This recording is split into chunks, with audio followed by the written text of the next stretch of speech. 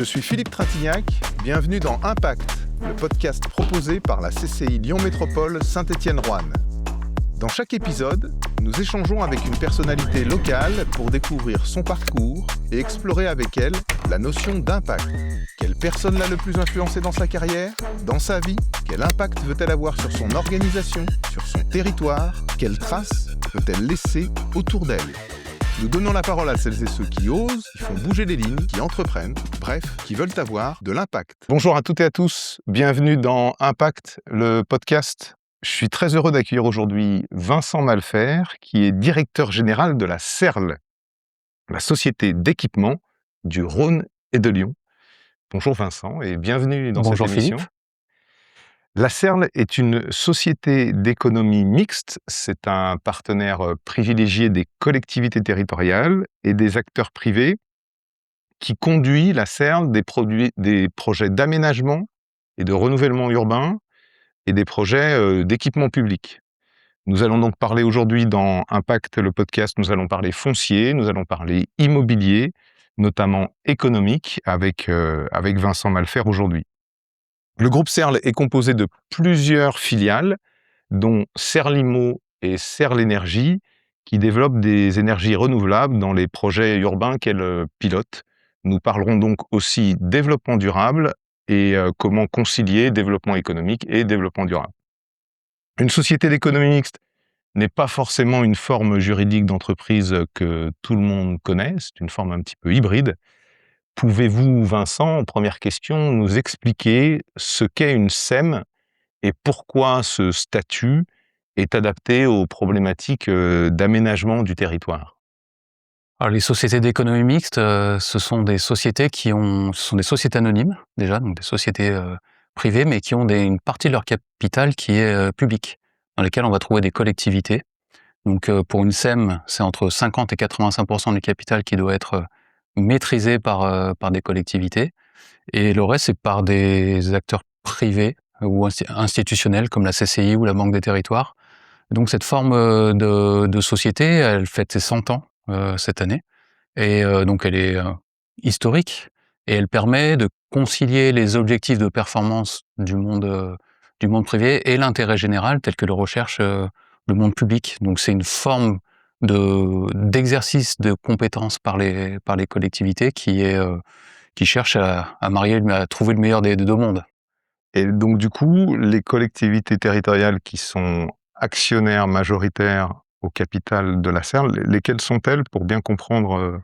Alors la CERL, c'est 37,5% de capital de la métropole de Lyon, 12,5% du département du Rhône. Donc c'était 25%, 25% tous les deux historiquement, jusqu'à la constitution de la métropole de Lyon en 2015, où la métropole de Lyon a racheté la moitié des actions du département. Le département, néanmoins, est dans l'actionnariat de la CERL depuis sa création en 1957. La métropole de Lyon étant un actionnaire par transformation de la Courlie et avant la Courlie via les actionnaires Ville de Lyon et Ville de Villeurbanne. Ok, donc c'est la collectivité vous êtes le bras foncier, si je puis dire, de la collectivité qui veut organiser, aménager le territoire autour d'elle. On est un de ces opérateurs pour transformer le territoire. Donc nous, c'est dans le champ de l'aménagement urbain, de la construction d'équipements publics. Historiquement, la CERL a été constituée pour construire des grands ensembles autour de la ville-centre, enfin des villes-centres, Lyon et Villeurbanne. C'est des formes de sociétés qu'on trouve dans toutes les métropoles françaises sous des formes diverses. Elles ont toutes été elles ont pour la plupart été créées à ce moment-là, et elles ont toutes vécu par contre des vies différentes en fonction de ce qu'attendaient leurs actionnaires publics et privés. Ce sont des sociétés aussi qui sont présidées par des élus. Donc c'est forcément un élu qui préside le conseil d'administration d'une telle société, et les conseils d'administration ne peuvent se réunir que s'il y a plus d'élus présents que de privés. Voilà, ce qui permet de bien garantir que c'est les élus qui restent en maîtrise du pilotage de ces sociétés. Donc la CERL, par exemple, c'est 15 actionnaires, 9 publics, 6 privés, et il faut qu'il y ait, à un moment où on réunit notre conseil d'administration, qu'il y ait plus d'administrateurs publics que privés qui soient présents ou représentés. Très bien. Et du coup, géographiquement, vous intervenez que sur le territoire de la métropole de Lyon et de ses 59 communes, ou vous allez au-delà? Alors la SEM, c'est sa grande qualité, elle peut travailler pour n'importe qui et n'importe où, dans les limites que lui fixe son conseil d'administration. Après, il est certain que quand elle mène des activités à risque, comme c'est le cas de l'aménagement urbain où elle va risquer les capitaux de ses actionnaires, elle doit le faire dans un territoire qui leur parle. Sinon, ça n'a plus de sens. Et donc, suivant nos métiers, on a des géographies différentes. Donc, sur l'aménagement urbain, on va intervenir principalement sur l'aire métropolitaine lyonnaise, donc entre Roanne et l'Est lyonnais, entre Villefranche et Vienne. Enfin, beaucoup sur la métropole de Lyon, parce que c'est là qu'est une très grande partie du développement urbain de ce secteur. Par contre, en prestation, comme on peut en faire pour construire des bâtiments publics et accompagner les collectivités pour les conduire, on va être sur une géographie un peu plus large, qui est à l'échelle de la région. Puisqu'en fait, on est prestataire de services. Dans ces cas-là, on risque pas les capitaux de la société. On risque, on vend du temps. On vend du temps, la matière grise de nos chefs de projet. Et ça, on le fait à une échelle, on fait à une échelle un peu plus large. Pour bien comprendre, votre métier, comment, vous acquérez les terrains sur lesquels vous construisez, des bâtiments? Alors, on a 2 modes d'action principaux. La Le premier, c'est l'historique. On va, intervenir pour le compte de la collectivité dans le cadre d'une concession d'aménagement. Donc elle va nous déterminer un périmètre d'action dans lequel elle va attendre de nous que l'on implémente un programme, construction de X mètres carrés, de logements, de bureaux, d'activités, enfin en fonction de ses attentes. Et donc on va acquérir les fonciers dans le cadre de cette concession. Avec l'objectif de les transformer, puis de les revendre à des investisseurs ou à des promoteurs qui vont ensuite porter les projets immobiliers. Donc ça, c'est le premier mode d'action. Le deuxième mode d'action, c'est un mode d'intervention qui est un peu plus récent. On va, avec nos propres fonds propres, donc acquis au fur et à mesure des résultats de notre activité, intervenir à risque sur des fonciers dans un cadre privé, pourrait-on dire, en cas non contractuel avec une collectivité, mais en accord avec elle, pour développer et porter des immobiliers spécifiques. Vous construisez, des logements, des lycées, des équipements sportifs ou de santé, mais aussi vous aménagez des espaces, économiques, enfin pour les entreprises, pour les commerces, des pôles de services aussi. Dans l'activité du groupe Serle, quelle est à peu près la part de l'immobilier, du foncier économique par rapport au reste, des projets que vous menez? Alors il a été très important, notamment quand on a développé des parcs comme le parc des Gaules, le parc technologique à Saint-Priest, ou la ZAC Vez Industrie, hein, pour les projets les plus récents. Cette part-là diminue.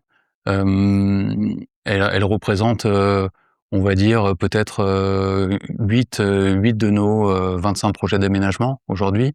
Mais par contre avec des degrés de maturité assez importants. Donc ça veut dire que l'essentiel de ces fonciers-là ont été produits, ou sont en cours de vente ou d'être vendus. Voilà. Donc ça reste une activité importante pour nous, en concession d'aménagement. Et par contre en immobilier, donc avec nos fonds propres, le deuxième mode d'action que j'ai expliqué tout à l'heure, c'est vraiment le mode d'action principal. La vocation est d'abord de produire de l'immobilier économique. Et donc dans cette activité-là, c'est quasiment 100% de l'activité qui est à vocation d'immobilier économique. Et justement, aujourd'hui, sur l'immobilier économique, quels sont, les principaux enjeux? Hem, on a entendu parler, on constate des vacances sur le foncier tertiaire, notamment. Notamment dans des quartiers comme, La Part-Dieu, qui est le premier pôle, tertiaire, de la région, voire, français. Notamment sur, Techlead, à Écully. Voilà, qu'en est-il vraiment aujourd'hui sur ces vacances de foncier tertiaire? Et est-ce que vous, du coup, vous adaptez à ça aujourd'hui? Est-ce que vous stoppez des projets? Est-ce qu'il y a des projets en cours? Quelle est votre vision là sur le foncier tertiaire tout d'abord, Vincent? Ah, je pense que vous voulez parler d'immobilier tertiaire, D'immobilier tertiaire, ouais, tout à fait, foncier. ouais, ouais. L'immobilier tertiaire, nous, sur nos zones d'activité, sur nos projets d'aménagement, on n'en propose plus beaucoup. On en a encore un petit peu à La Saulais, à Oullin, mais par contre, effectivement, c'est un produit qui rencontre une conjoncture compliquée. Elle est née du Covid, elle se prolonge. Il est vrai que le contexte n'est pas favorable à la sortie de tels projets avec des éléments de vacances qu'on n'avait pas forcément connus, alors qu'ils sont quand même beaucoup plus restreints qu'ils ne le sont en région parisienne, par exemple, du fait d'une forme de régulation du marché qui avait été mise en place. Pourtant, la situation est ni satisfaisante, elle est même un peu préoccupante d'un certain point de vue.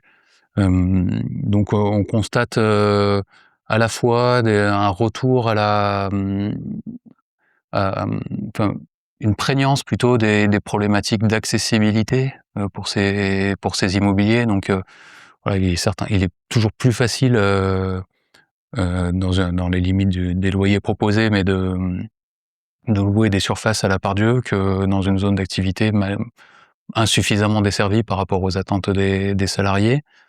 En Voilà, donc le sujet mérite l'attention des pouvoirs publics, je crois que c'est le cas, parce qu'on a l'impression, en tout cas, l'avenir le dira, qu'on est en train de changer de paradigme sur l'usage des bureaux. Du fait du télétravail?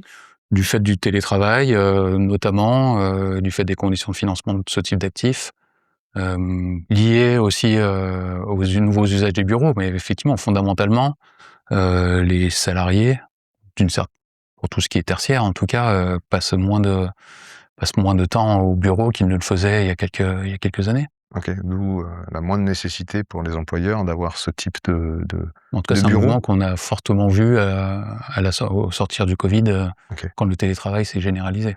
Donc on peut imaginer que les prix vont baisser? Oui, et Ou quand les qui prix baissent, et il y a aussi de la valeur qui est détruite, donc une moindre capacité à développer de nouveaux projets, ce qui peut s'avérer bloquant dans un certain nombre de contextes. et les clients, du coup, sont beaucoup plus exigeants, comme vous le disiez, sur l'accessibilité de ces zones. Il faut qu'elles soient vraiment, Ils sont bien beaucoup plus desservies pour regardants qu'on sur, loue ou on effectivement, achète. sur, l'accessibilité, la performance environnementale, les niveaux de loyer de sortie qui sont proposés, et donc qui servent aussi à calculer les taux de rentabilité, les rentabilités de ces objets. Donc voilà, un monde en transformation. Et pour s'inscrire aussi dans la sobriété foncière, notamment au regard de la loi ZAN qui a posé un objectif de zéro artificialisation nette Bien dit. des sols à l'horizon 2050. On parle aussi beaucoup de requalifier les anciens sites industriels, les friches industrielles. Qu'en est-il aujourd'hui? Est-ce que ça, c'est une réalité? Alors déjà, ce qu'il faut rappeler, c'est que le ZAN, c'est le zéro artificialisation nette, c'est issu de la loi climat résilience, qui elle-même est cette disposition est elle-même une proposition de la Convention citoyenne qui avait été mise en place, il y a quelques années. Donc elle part du constat, on consomme beaucoup plus de terrains naturels et agricoles aujourd'hui que ne croit notre population. Voilà, et certaines études, de gens très sérieux, et l'agence France Stratégie par exemple, indiquent que, c'est l'équivalent du Luxembourg qu'on pourrait artificialiser d'ici 2030, pour donner un ordre S'il n'y de avait pas de grandeur. loi? S'il n'y avait pas de loi, en tout cas si la tendance reste la même. D'accord. Hem, il y a quelques facteurs qui accélèrent, cette artificialisation. C'est le fait que, la réduction de la taille des ménages, et donc il y a naturellement l'augmentation de la population, bien sûr, mais il y a aussi le fait que, il y a de plus en plus, de cohabitation, et donc des besoins de logement, pour loger une famille, il faut en loger 2, mais à temps partagé.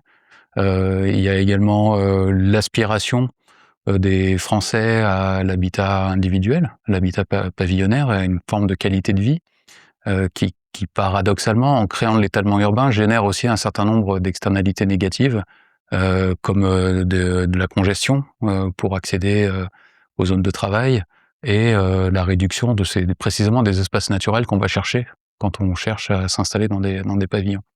Donc le sujet, il fait assez consensus que le sujet a besoin d'une forme de régulation. Quand je dis: «Il fait assez consensus», parce que vous trouverez toujours, évidemment des Des gens détracteurs? pour considérer que ça se régulera tout seul. Ouais. Le fait est que, l'absence de régulation conduit à des chiffres de consommation qui sont quand même, difficilement soutenables. Après la loi introduit toute une architecture, réglementaire, et plutôt il découle de la loi toute une architecture réglementaire qui a fait un peu perdre le sens, précisément de cet objectif, avec des débats sans fin sur c'est quoi qui est artificialisé, c'est quoi qui est pas artificialisé, des réglementations qui sont venues, préciser tout ça, et qui, ont conduit du coup à une perte de sens un peu du dispositif, alors qu'il est en soi un vrai vecteur de débat. Il y a rien de plus, indispensable que le sol. Il y a rien de plus immobile que le sol, et donc discuter de son bon usage, pour concilier des politiques agricoles, des politiques de biodiversité, des politiques de logement, des politiques d'activité, enfin, j'allais dire, c'est presque le sel, de la politique au sens, vie commune. Voilà. Donc, cette tendance, enfin, en tout cas, cette réflexion-là, elle était déjà installée dans beaucoup de territoires, hein, faut aussi se le dire. Ce qu'amène Lausanne, c'est une forme de cadrage et d'échéance.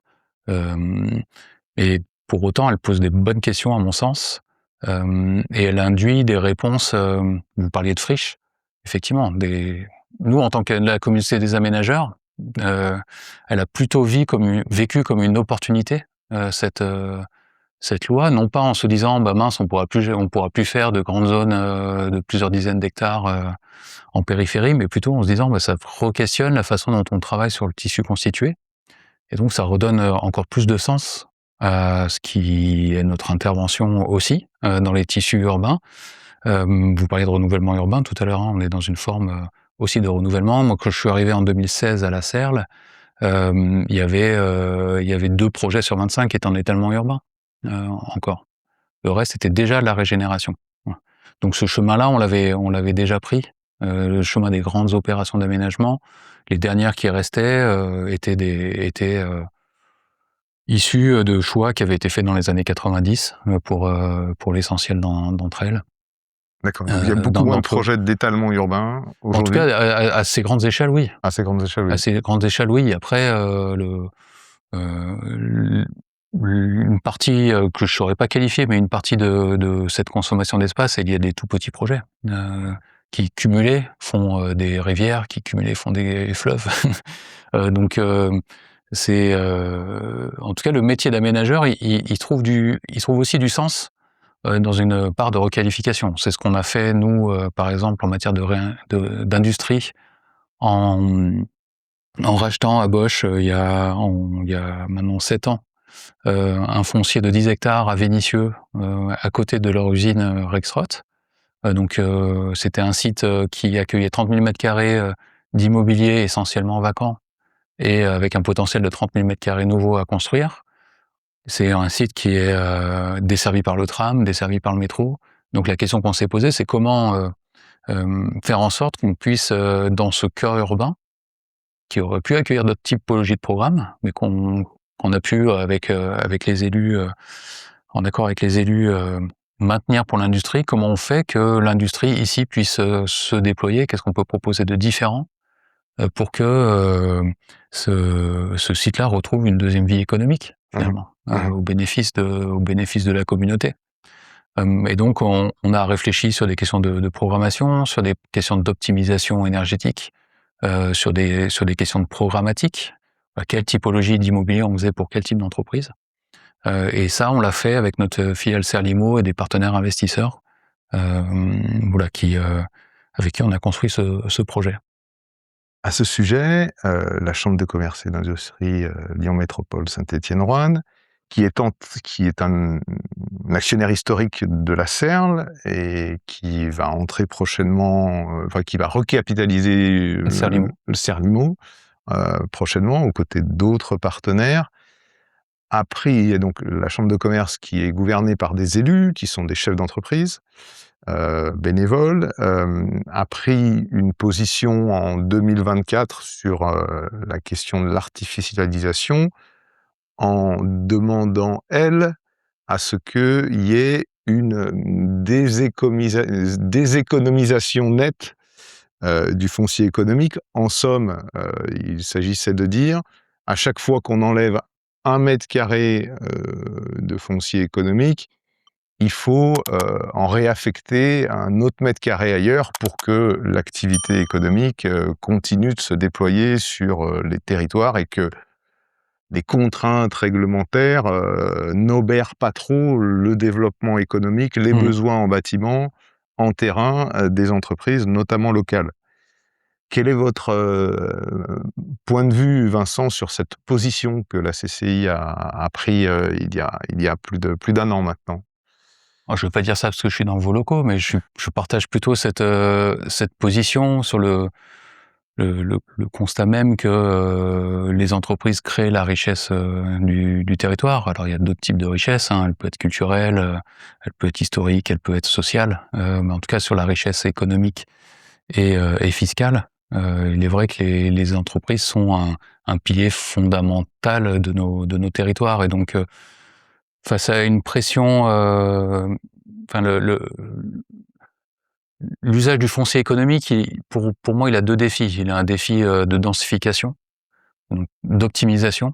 Donc la question de la reconquête des friches industrielles est un objet, mais est un des sujets, mais on pourrait aussi parler de densification des zones d'activité existantes, voilà, qui posent un certain nombre de potentialités, mais aussi de difficultés.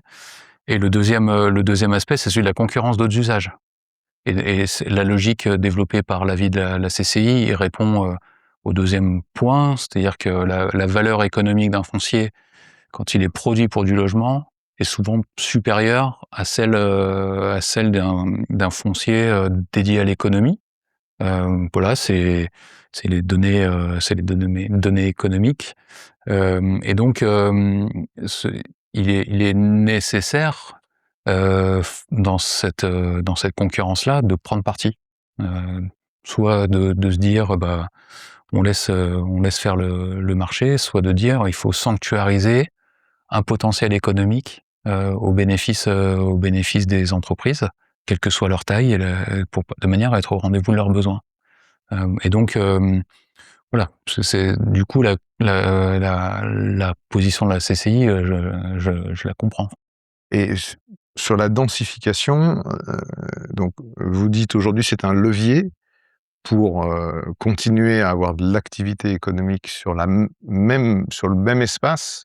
Donc il s'agit bien là, que je comprenne bien, une entreprise qui a un entrepôt industriel qui veut s'étendre, plutôt que d'aller le faire ailleurs, vous essayez sur la même zone, sur des terrains ou des locaux attenants, de lui proposer des solutions d'extension. Enfin, nous, enfin, on n'est pas forcément dans cette typologie de dialogue à l'instant T. Ouais. Par contre, hem, on peut se dire, quand on regarde en particulier, des plans de ces zones, qu'il y a des arrière-cours qui mutualisés ou des parkings qui mutualisés pourraient dégager des mètres carrés, hem, utilisables pour construire des bâtiments. C'est une approche qui est très au cas par cas. Il s'agit pas de dire que c'est un potentiel infini évidemment, hein, Mmh. mais c'est un potentiel qui existe et il est pas forcément facile à mobiliser, parce que les propriétaires, de ces arrière, entrepôts ou usines, ou ateliers, bon, ils ont pas tous les mêmes finalités, ils ont pas tous la même structure, même capitalistique ou de propriété et donc on est dans des sujets qui sont pas évidents mais qui dans un contexte de raréfaction des fonciers, enfin dans une enveloppe donnée, représente un potentiel intéressant. L'autre sujet de la densification, c'est aussi de se dire: «Est-ce qu'on peut, tester des immobiliers d'activité en étage?» Voilà, il y a, prenez les ateliers Canut, c'était des ateliers, verticaux. Mmh mh. Mmh mh. Donc et il y a plein de nos vieux bâtiments d'activité, on en travaillait un à Givors, sur la friche Fif-Famer, qui étaient des bâtiments d'activité en étage et ça, à un moment, on n'a plus su faire. Et donc, on est un certain nombre d'opérateurs à rechercher les conditions dans lesquelles, ce type de mobilier pourrait être produit de nouveau, de manière à ce qu'à emprise foncière constante, on puisse proposer plus de mètres carrés d'ateliers à vos ressortissants. C'est ce qu'on appelle la verticalisation? Voilà, tout à C'est-à-dire fait. on fait On est de l'immobilier en étages, Ouais. on Alors construit des étages supérieurs qui ça permettent de pas artificialiser les sols par définition? exactement, donc ça passe par, la vraie bonne question qui est comment on dessert les étages, par rapport à des matériels, à des véhicules. Donc voilà, sur l'hôtel logistique urbain du port Édouard Herriot, donc on a construit une rampe de 19 tonnes pour desservir 8 000 m² d'ateliers, de locaux, plus exactement. On est en train sur le Mas du Taureau à Vaux-en-Velin, dans le cadre de nos axes, de développer un immobilier avec plutôt des dessertes d'étages en course par des coursives et des monte-charges. Et donc l'idée, c'est de voir quelle solution rencontre le marché en fonction à quel niveau de loyer, pour quel type d'entreprise, de manière à pouvoir ensuite démultiplier ce type de solution, et surtout qu'elle réponde à un marché. Nous, ça nous intéresse pas de développer des immobiliers qui restent vides, hein, évidemment. Ouais. Ça intéresse pas grand monde en vérité. Donc voilà, quelle solution proposer sur ce sujet de la verticalisation, Mmh. qui est quelque chose qu'on a su faire et que collectivement on sait moins faire aujourd'hui. Revenons un instant sur, l'hôtel logistique urbain à Gerland, pour que tout le monde comprenne bien, ce projet. Il s'agit d'accueillir, de la logistique, des logisticiens, des camions, principalement, n'est-ce Mmh. pas? Heu, sur un entrepôt qui est presque au cœur de la ville de Lyon, hein, Dans le 16e arrondissement, dans le 7e arrondissement, à Gerland, à côté du stade. à côté du stade, pour ceux qui connaissent, l'ancien stade de l'Olympique Lyonnais, Et et le qui est stade du aujourd'hui Loup. le stade le club du Loup Rugby. Et donc là, vous avez aménagé un hôtel sur 2 étages? Un étage, 2 niveaux et un Sur 2 étage. niveaux, pardon, avec un étage. Et donc ça veut dire que les logisticiens peuvent, soit louer ou acheter, je sais pas, comment ça se passe, mais desservir, enfin, leurs marchandises, soit en rez-de-chaussée, soit au premier étage. Mmh, c'est ça. C'est ça? Donc c'est un immobilier, alors effectivement, desservi par les camions, mais qui pourrait être desservi par le fer, par la voie navigable, hein, parce qu'il est sur le port, et c'était précisément pour cette raison-là que la Compagnie nationale du Rhône avait lancé un appel à manifestation d'intérêt pour développer un hôtel logistique. Donc c'est un projet qu'on a développé avec une autre société d'économie mixte du territoire, qui est Lyon Parc Auto, et d'autres partenaires, Postimo et la Banque des Territoires. Hem et qui avait vocation, et qui a toujours vocation, à accueillir des logisticiens ou des entreprises productives, mais générant des flux, sur le port, à l'entrée de ce qui devait être la ZFE, la zone à faible émission. Donc ce projet-là a été imaginé pour accompagner une forme de contrainte réglementaire posée sur la desserte du dernier kilomètre par des véhicules thermiques, et donc en proposant aux logisticiens un point de groupage et de dégroupage et de livraison en moyen décarboné du centre-ville. Hem, donc voilà, oui, n'ignorez pas que les zones à faible émission, on voit leur mise en œuvre au mieux retardée, j'allais dire, peut-être même plus.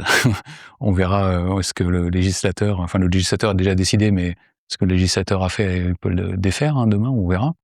Mais en tout cas, cette échéance-là s'est décalée dans le temps, heu et donc ce qui faisait un des arguments majeurs d'implantation dans le HLU, donc cette accessibilité à la ZFE a disparu. En tout cas, ça a été retardé.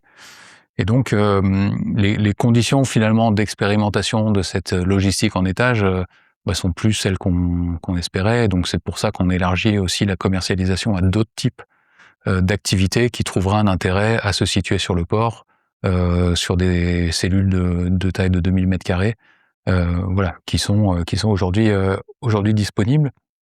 Hem, mais ça montre bien malgré tout, cet exemple-là, même si pour nous il est difficile pour les raisons que j'ai expliquées, hem, il montre bien à quoi sert l'économie mixte.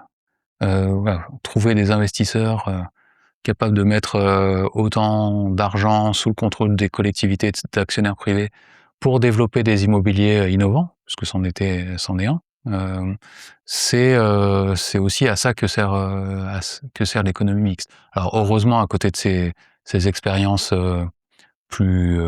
ces expériences risquées, on a tout un patrimoine beaucoup plus sûr et répondant aussi à des besoins des collectivités, mais en tout cas moins risqués. Ça fait que globalement, on a des filiales qui tournent. Enfin, ce qui est aussi ce qu'attendent nos actionnaires. Autre, projet innovant que la Serle mène, c'est le projet usine à Lyon-Parilly, Mmh. à l'est de Lyon pour les auditeurs, pour situer vers Bron. Ah, c'est à Vénissieux. C'est à Vénissieux? Ouais. D'accord. Et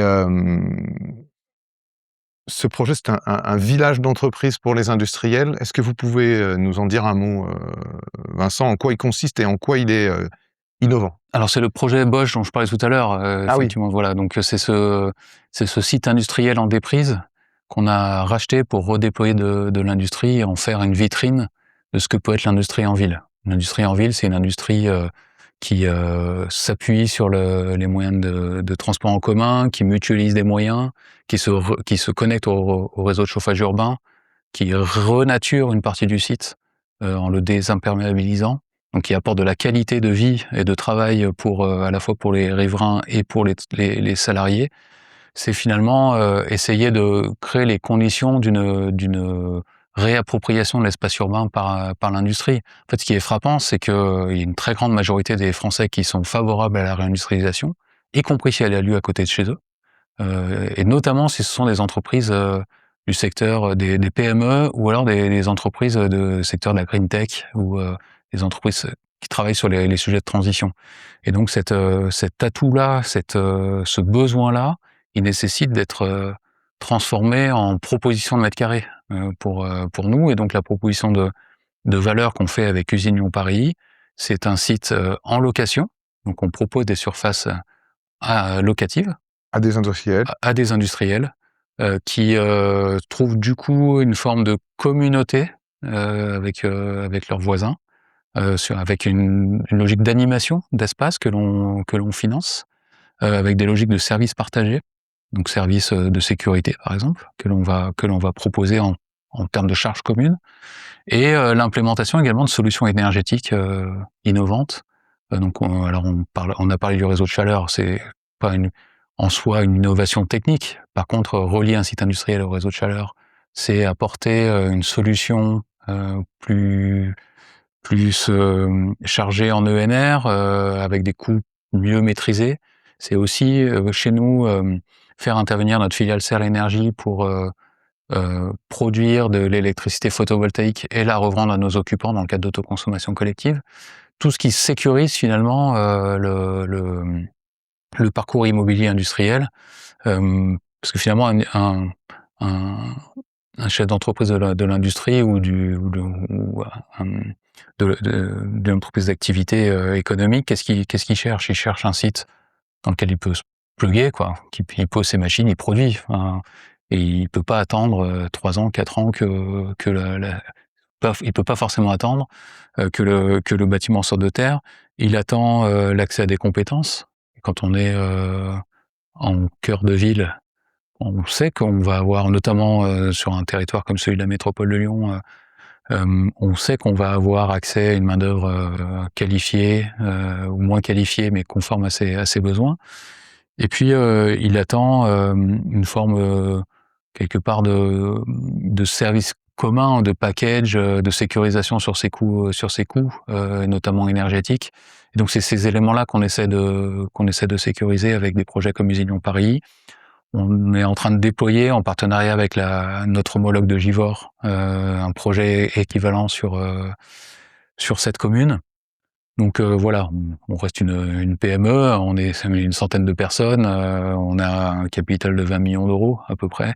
Mais malgré tout, on essaie de proposer des sujets à valeur ajoutée pour le territoire et qui pourront donner des idées à d'autres aussi. Parce qu'on n'est pas les seuls dépositaires des bonnes idées. On sait il y a beaucoup d'opérateurs qui réfléchissent aux solutions à proposer, aux entreprises du territoire. Et là, du coup, quel succès commercial du site usine? Est-ce que vous avez déjà des premiers locataires? Oui, c'est un site qui a très vite, rencontré Son marché? son marché. Ah ouais. Alors on est en ce moment dans le 2e cycle de location de cet espace, enfin de cet immobilier.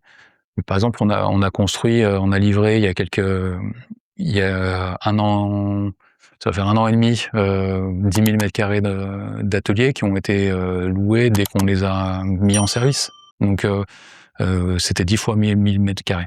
Donc voilà, ça répond à un besoin. Les plus grandes surfaces de 5 000 m² ou plus, sont un peu plus difficiles à louer, mais parce qu'il y a aussi moins de prospects qui passent, hein, tout simplement. Mais on est très confiant sur l'avenir de ce site parce qu'il a de vraies qualités, de fonctionnement et de vraies qualités pour les industriels. On a essayé de raisonner, pour sur ce qui pouvait, faire la différence pour eux et on espère avoir, apporté les bonnes réponses. Vous parliez de Serle Énergie, il y a un instant, donc ça, c'est une filiale du groupe Serle qui, produit, des énergies renouvelables pour les zones d'activité que vous aménagez. La CCI est entrée au capital récemment de Serle Énergie, aussi. C'est de l'énergie, je crois, photovoltaïque ou de la géothermie. Ouais. On peut parler un peu de géothermie, c'est un modèle qui a un petit peu plus, du mal à se développer, en France. Mais, est-ce que, voilà, vous pouvez nous parler de l'activité de Serle Énergie? En quoi ça consiste? Xer Energy, c'est une filiale qui est née, en 2010-2011, de l'idée qu'il fallait que l'on propose aux entreprises et aux promoteurs aux aux investisseurs et aux promoteurs qui construisent sur nos ZAC, zones d'activité ou opérations de logement, une solution pour produire de l'électricité photovoltaïque. Donc elle a déployé son activité un peu au gré de l'évolution des contextes réglementaires et tarifaires, hein, depuis 15 ans. Le moins qu'on puisse dire, c'est que, ces politiques-là ont été très instables. Elles le sont encore, elle a connu des évolutions majeures encore ces derniers mois. Mais par contre le besoin existe. Il a changé de nature, mais il existe. Notamment, il existe aujourd'hui un facteur, qu'on n'avait pas imaginé en 2010 ou 2011, qui est, l'instabilité des prix de l'électricité et en particulier leur volatilité.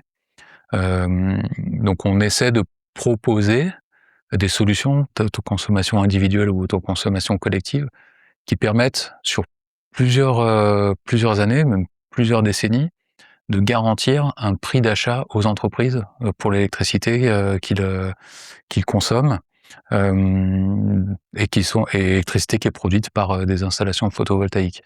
Donc aujourd'hui, on a développé, 4,6 mégawatts crête de, De puissance? de puissance installée, sur une quinzaine de projets.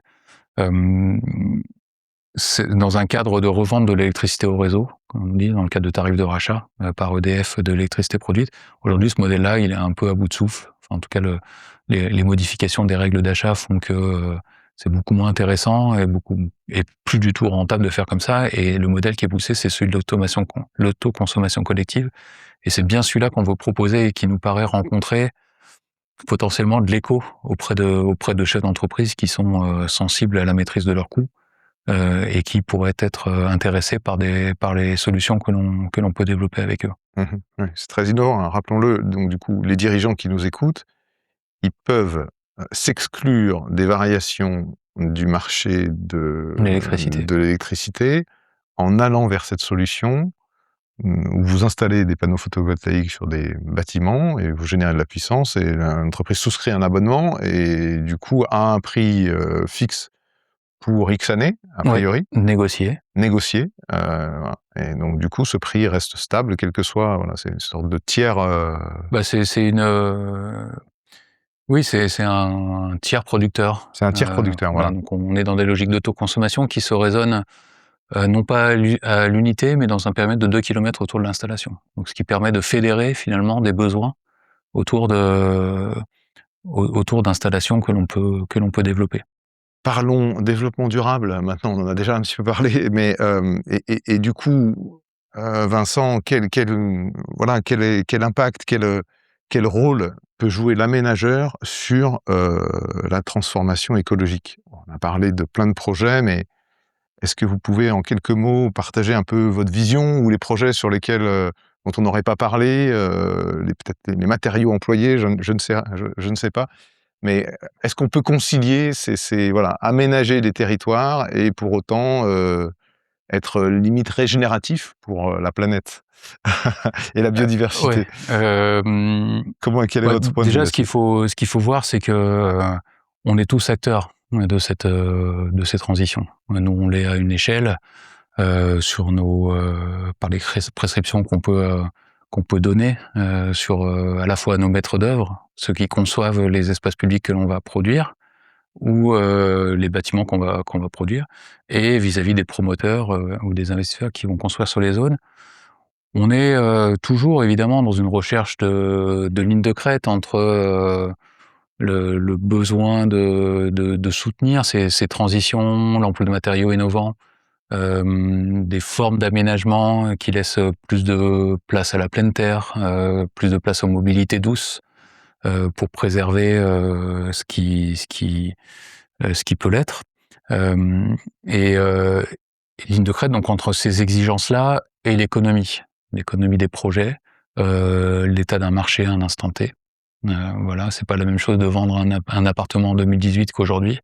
Les contextes sont plus du tout les mêmes, et donc notre rôle, il est à la fois de tenir des ambitions, et de faire en sorte que les projets sortent. Parce que les projets, ils répondent, à des nécessités soit de loger, soit d'accueillir des entreprises, et donc c'est important que les projets sur lesquels on travaille, sortent. Voilà, donc ceci étant dit, les axes sur lesquels on va travailler, ça va être la matérialité des projets, vous l'avez dit, accompagner la structuration de filières, nous permettant de revenir à des matériaux qui avaient été, petit à petit, abandonnés, ou en tout cas qui n'avaient pas résisté à l'épreuve de l'industrialisation massive, de ces dernières décennies. Vous pensez Heu, auquel? bon, on peut penser au pisé, on peut penser à la pierre massive, on peut penser à un certain nombre de matériaux qui ont fait nos villes et qui les font moins aujourd'hui. On peut penser au bois également. Voilà, avec une idée simple qui est qu'il y a pas un matériau meilleur que l'autre, mais il y a un bon matériau au bon endroit, suivant le projet et son économie. Donc la question de la matérialité, la question, des mobilités est évidemment, essentielle. Alors elle dépasse, l'échelle de l'aménageur et du quartier, hein. Ce sont des sujets, qui relèvent, de politique de la collectivité que l'on doit accompagner, nous, dans nos projets. Voilà, c'est la collectivité qui va fixer, l'ambition en termes de stationnement, en particulier le PLU, en termes de stationnement, de desserte en transport en commun, desserte en mode doux. Voilà, mais nous, on est chargé de trouver les solutions pour que ça atterrisse sur le terrain. La question de la nature en ville, de la lutte contre les îlots de chaleur, le bien-être en général de nos concitoyens. Faut jamais oublier qu'on construit, d'abord pour des gens, soit des usagers, soit des habitants. Et donc, par exemple, sur nos zones, on systématise les espaces extérieurs dans les logements que l'on produit. On plaide pour, enfin, en tout cas, on demande un maximum de logements traversants, c'est-à-dire des logements qui aient au moins deux fenêtres dedans sur des façades différentes, de manière à pouvoir créer des courants d'air quand il fait chaud. C'est des choses qui paraissent assez simples, dit comme ça, mais qui demandent beaucoup d'intelligence de conception de la part des gens que l'on fait travailler, et qui sont, déterminantes sur, si on se projette, à 20 ans ou 30 ans sur la pérennité de ce que l'on produit. Donc, voilà, on a besoin de travailler à la fois sur des problématiques assez générales et de les implémenter à des échelles, de projets. Nous, notre métier, c'est de faire, et donc il faut trouver, à chaque projet ce que l'on peut promouvoir en termes, je veux dire d'innovation, pas forcément, mais de conception, par rapport à la problématique donnée, aux besoins de transition. En un mot, comment vous mesurez, l'impact, environnemental des projets que vous menez? Est-ce que vous avez des indicateurs clés? Est-ce que vous avez un indicateur phare? Alors on a des indicateurs, mais qui relèvent plus du suivi de notre activité, y compris sur des données, de transition écologique. Mais voilà, on suit par exemple le nombre de mètres carrés d'espace vert qu'on produit, le nombre d'arbres qu'on plante sur nos opérations d'aménagement, le nombre de projets de permis de construire sur nos opérations qui dépassent les exigences de la réglementation environnementale.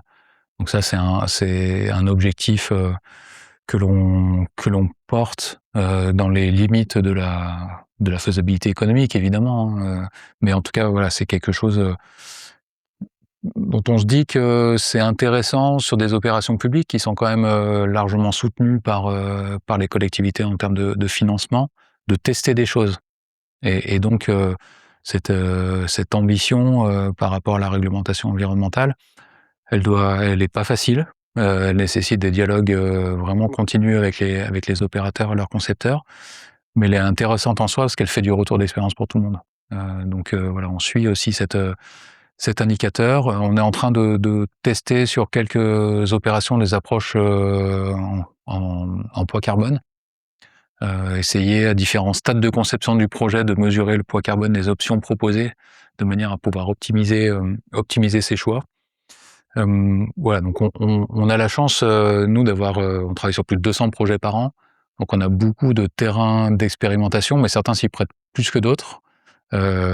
Certains maîtres d'ouvrage sont plus sensibles que d'autres à ce type d'ambition, indépendamment de la couleur politique d'ailleurs, hein. C'est plus de l'ordre de la conviction, et donc c'est assez intéressant à travailler. Et donc on a mis en place une démarche d'innovation par et pour les projets. Donc par les projets parce qu'on doit d'abord innover par ce qu'on produit, et pour les projets parce que ce qu'on teste, on veut pouvoir le dupliquer. En tout cas, en tirer les leçons et le dupliquer ensuite ailleurs. Venons-en à votre parcours, Vincent, si vous le permettez, on aborde le dernier tiers de cette émission. Qu'est-ce qui vous a orienté personnellement vers ces métiers de l'aménagement et du foncier? Vous avez pris la direction de la CERL il y a plus de 10 ans Ouais. maintenant. Qu'est-ce qui vous a Bah, moi d'abord, ce qui m'a intéressé, c'est de travailler sur un territoire de vie. Quand on fait de l'aménagement, on transforme le quotidien de l'endroit où on vit, ou en tout cas du bassin de vie dans lequel nos vies se déploient. Donc voilà, c'est cet aspect finalement transformation qui m'a intéressé. L'aspect apporter des solutions opérationnelles à des problématiques qui font parfois l'objet d'approches un peu théoriques. Moi, ce qui m'intéresse, c'est vraiment d'apporter des solutions concrètes. Une de nos baselines, c'est rendre possible ce qui est nécessaire. Donc il y a plein de choses qui sont nécessaires, et notre boulot, nous, c'est de les rendre possibles et de les rendre réelles. Et moi, c'est quelque chose qui m'a beaucoup intéressé dans ce métier-là. Et puis l'autre aspect qui m'a intéressé à la CERL, mais vous l'avez souligné indirectement, c'est la diversité de ces métiers, de ces territoires d'intervention, de ces interlocuteurs. C'est un métier extrêmement riche par l'écosystème finalement dans lequel on déploie notre activité, avec à la fois des élus en tant que clients, mais en tant qu'actionnaires également, des services de collectivité qui portent un certain nombre d'exigences, et puis tout le monde économique dans toute sa diversité. L'écosystème qui travaille avec la CERL est extrêmement divers, et c'est toujours enrichissant. Et mon parcours professionnel s'enrichit de ces contacts-là. Qu'est-ce que vous avez fait avant d'être à la CERL? Avant, je travaillais au port du Havre, dont j'étais le directeur général adjoint. J'ai été le directeur général adjoint pendant 4 ans. Là aussi, un écosystème extrêmement riche qui fait passer le matin d'une discussion sur les temporisations de tel passage à niveau, et l'après-midi à rencontrer un armateur taïwanais qui pour lui, Le Havre, bah, c'est Paris, et c'est l'Europe de l'Ouest, quoi. Donc vu de loin. Donc ces différentes focales étaient extrêmement intéressantes. Et avant ça, j'ai eu un parcours plutôt dans la fonction publique, donc auprès de préfets de région, auprès de secrétaires d'État. Et puis j'ai commencé ma carrière en direction départementale de l'équipement, ce que sont devenus les DDT et les DDTM. Voilà, faire plutôt du terrain. Ouais. J'ai pas fait d'administration centrale. Moi, je suis ingénieur des ponts Vous êtes de corps. polytechnicien? Je suis polytechnicien, Ouais.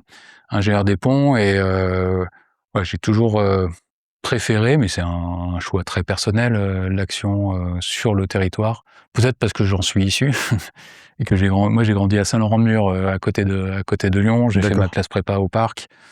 J'ai habité en Bourgogne, à Montpellier, durant mon enfance. Donc voilà, ce sont des expériences de vie qui malgré tout impriment. Et ouais, dans mes choix de carrière, en tout cas, j'ai pour l'instant pas fait celui des administrations centrales parce elle me paraissait un peu loin du terrain. D'ailleurs, en parlant d'administration centrale, si vous demain vous étiez nommé ministre de l'aménagement du territoire Alors pour, ça risque pas déjà. mais voilà, pour 6 mois ou 1 an, au regard de votre expérience aujourd'hui, quelle serait la principale mesure que vous prendriez? Alors c'est une question qui est pas facile, déjà parce que Ouais, c'est pas facile d'être ministre. Moi, j'ai travaillé 1 an à côté d'un secrétaire d'État à l'outre-mer, et je mesure bien le quotidien de ce qu'impliquent ces fonctions. Hem, Par rapport à mon métier d'aujourd'hui, moi, ce que je chercherais à simplifier, c'est le déblocage des friches. Hem, voilà, je pense qu'il y a un potentiel important dans la remise sur le marché de ces secteurs-là, des qui s friches industrielles? des friches industrielles ou commerciales.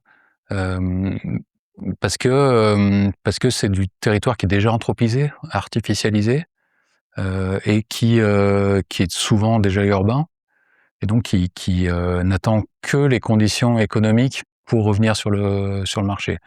Et donc de la même façon qu'on a inventé une agence nationale de la rénovation urbaine pour rénover les quartiers, j'essaierai d'inventer une agence nationale de rénovation des friches industrielles, des friches tout court. Allez, soyons ambitieux, pour apporter une forme de financement pérenne à la remise sur le marché de ces friches-là, qui nécessitent généralement, en tout cas c'est le constat, hem, une forme de coup de pouce public pour pouvoir revenir sur le marché. Qu'est-ce qui vous motive, au quotidien dans votre métier? On en a parlé un peu, mais, on parle de ces sujets de façon assez, passionnée finalement. Qu'est-ce qui vous Moi, ce qui me motive déjà, il y a pas mal de choses qui me motivent. La première, c'est la diversité des projets, ouais, le fait d'apporter des solutions. Enfin, en tout cas, essayer de le faire auprès des collectivités, des établissements qui viennent, y compris chefs d'entreprise qui viennent nous voir. J'ai également beaucoup de plaisir à travailler avec l'équipe qui m'entoure. une centaine de Voilà, personnes, nous c'est ça? sommes une centaine, donc c'est une taille d'entreprise où on connaît tout le monde, on croise tout le monde au moins, enfin plusieurs fois par semaine. Des gens d'une grande qualité, beaucoup d'expertise, d'attention. Enfin, justement, le fait d'être dans une société d'économie mixte avec cet actionnariat public-privé fait je pense, qu'on est attractif pour des salariés qui ont aussi une forme d'engagement. Ça veut pas dire un engagement militant, ou une Mmh. forme d'engagement dans l'intérêt général Mmh. et dans la performance économique. Enfin, qui viennent rechercher ces 2 volets. Donc voilà, diversité des interlocuteurs internes, externes, richesse des échanges, capacité à apporter des solutions, pas toujours simplement, mais en tout cas avec beaucoup de conviction. Et voilà, c'est tout ça et puis agir sur le quotidien des gens, c'est ça qui motive. Vous venez d'écrire un livre qui s'appelle, France, retour au quai de l'oubli. Un livre qui a été publié aux éditions Glénat Mmh. au mois d'avril, 2026. C'est un roman, qui plonge le lecteur au cœur de l'histoire tumultueuse du paquebot France. Un paquebot, qui Alors ça a d'exception. rien à voir avec le paquebot France, c'est pas une métaphore sur l'état du pays, hein, D'accord. je dois préciser. Donc ça parle vraiment du France, qui est ce paquebot transatlantique, imaginé dans les années 50, qui a navigué jusqu'en 1974 sous pavillon français. Hem, Symbole des 30 Glorieuses, et symbole également des crises des années 70, des crises énergétiques, des crises industrielles. Donc il m'intéressait effectivement. Moi, je suis un néo-romancier, hein, c'est mon premier. Donc j'avais commencé cet exercice-là avec beaucoup d'humilité, mais j'avais trouvé dans ce paquebot une belle métaphore, enfin, beaucoup de potentiel romanesque, dans le sens où ça déploie tout un imaginaire autour de la transatlantique de l'océan, du voyage, et en même temps qui nous rappelle un certain nombre de chocs auxquels notre pays a été confronté, les difficultés qu'il y a eu à les surmonter, d'ordre économique, financière, de dialogue social. Voilà, donc ça parle pas que de ça parle aussi d'amour, d'amitié. Sinon, il faut prendre un bouquin d'histoire, hein, si on veut la vraie histoire de France, pardon, lapsus révélateur. Voilà, c'est un bouquin que j'ai pris beaucoup de plaisir à écrire, Ouais. et j'espère que les gens prendront du plaisir à le lire. Quels sont les premiers retours, si vous en avez? Bah, les retours sont encourageants. Voilà, on m'a dit qu'il se lisait bien, qu'il se lisait vite, qu'on apprenait des choses. Pour moi, ce qui est important quand on ouvre un roman comme ça, c'est d'être transporté. Heu, donc là, c'est sans jeu de mots, mais transporté dans une histoire, une époque, et j'ai l'impression que le livre fait office. Combien de temps vous avez mis pour l'écrire? Alors j'ai mis 2 ans entre l'idée d'écrire un roman et sa publication. Sachant que quand je me suis lancé dans l'aventure d'un roman, je savais pas sur quoi j'allais écrire. Donc il a fallu. Vous n'aviez pas d'éditeur non J'avais pas plus, d'éditeur, je qui l'ai vous a dit: trouvé. «Vincent, écris sur ce que tu Non, veux, non, je vais te publier». malheureusement, non, ça existe que dans les films, je pense, mais en tout cas pour les écrivains confirmés. Ouais, c'était pas mon cas. J'ai pas forcément écrit pour être édité d'ailleurs, hein. J'ai d'abord écrit pour moi et pour le défi d'écrire une histoire qui tient debout. Et puis quand je l'ai fini, je l'ai fait lire à quelques amis, connaissances qui m'ont dit: «Ah, c'est pas mal, tu devrais essayer de te faire éditer». Donc petit à petit, je me suis convaincu que ça en valait la peine, et après j'ai trouvé un éditeur. Comment vous avez trouvé l'éditeur? Vous avez envoyé votre Ouais, manuscrit, j'ai envoyé mon manuscrit, alors à assez peu d'éditeurs, parce que j'avais pas non plus ni le temps ni l'envie de passer beaucoup de temps à ça, mais je suis plutôt passé, enfin je suis allé vers des éditeurs qui m'avaient été conseillés par des connaissances. Voilà, donc j'ai envoyé mon manuscrit non pas à des éditeurs, mais à des personnes physiques qui ensuite l'ont mise dans leur circuit interne, et donc Glénat était le premier à me dire oui. Je l'ai envoyé à 2, hein, donc à 2 éditeurs, donc j'ai eu un bon taux de retour d'une certaine façon, mais voilà, j'étais très content de travailler avec cette belle maison d'édition. En dehors de l'écriture, Vincent, est-ce que vous avez des hobbies ou des routines que vous voudriez partager et qui vous permettent de prendre un petit peu du recul par rapport à votre métier? Bah, déjà, j'ai 2 enfants, 2 ados aujourd'hui, qui sont des formes de points d'ancrage. Une des raisons pour lesquelles je suis revenu à Lyon en 2016, c'était pour me rapprocher d'eux. Donc enfin, je pense que c'est important quand on est en responsabilité de garder du temps pour ses proches, autant qu'on peut, hein. Donc moi, j'ai pu le faire. En tout cas, j'ai cherché à le faire, à créer des moments de partage, voilà, qui fassent du bien à tous les 3.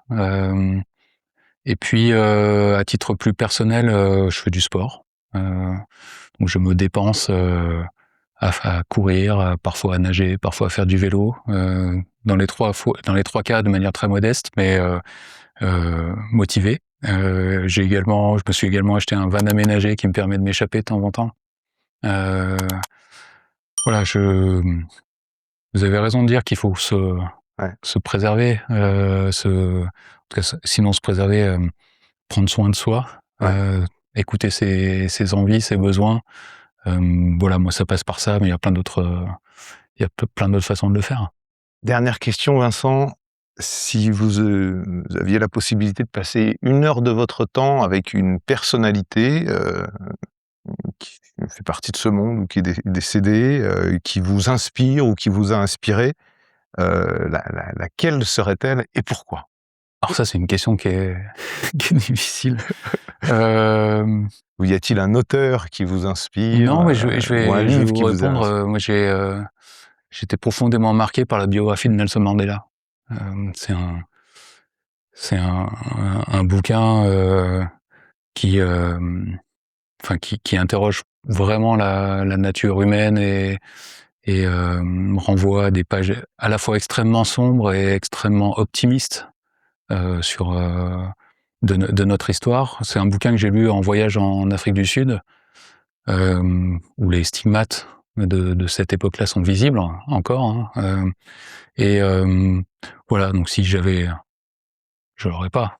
Si j'avais eu la chance de rencontrer Nelson Mandela, j'aurais été extrêmement fier. Je pense qu'on manque d'humanité, d'humanisme comme il pouvait l'incarner aujourd'hui. Merci beaucoup Vincent Malfer, d'avoir, partagé, cette conversation avec moi, pour cet échange. On a bien senti au-delà des projets d'aménagement, aussi la sensibilité, aux individus, aux hommes et aux femmes avec lesquels vous travaillez ou, avec lesquels, vous avez pu, travailler ou côtoyer dans le passé, voilà, qui est aussi une sensibilité, très forte chez vous.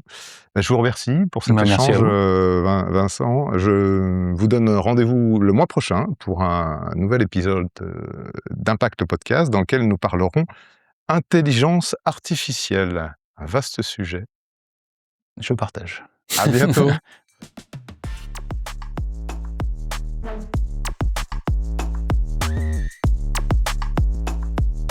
Nous vous remercions d'avoir écouté cet épisode d'Impact, le podcast de la CCI Lyon Métropole Saint-Étienne-Roanne. Abonnez-vous pour suivre les prochains épisodes sur votre plateforme d'écoute préférée. Et n'hésitez pas à nous laisser un commentaire et 5 étoiles, cela aide à faire connaître le podcast. Vous pouvez également nous retrouver en vidéo sur notre chaîne YouTube et plein d'informations sur notre page LinkedIn. À très vite sur Impact le podcast.